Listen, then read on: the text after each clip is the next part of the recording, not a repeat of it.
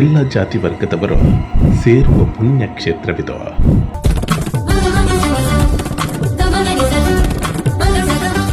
ಕಾಯಿಲೆ ಎಂದು ಬಂದವರ ಆರೋಗ್ಯದಲ್ಲಿ ನಡೆಯುವ ಪವಾಡಗಳು ಅಂತಹುದು.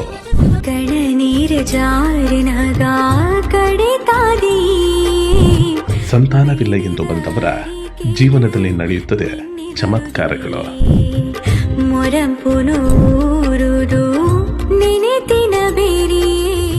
ಅಂತಹ ಅದ್ಭುತಗಳು ನಡೆಯುವ ಕ್ಷೇತ್ರ ಬೇರೆ ಯಾವುದೂ ಅಲ್ಲ, ಶ್ರೀ ವೀರಭದ್ರ ಮಹಾಮಾಯಿ ದೇವಸ್ಥಾನ ಕಲ್ಲಾಪು.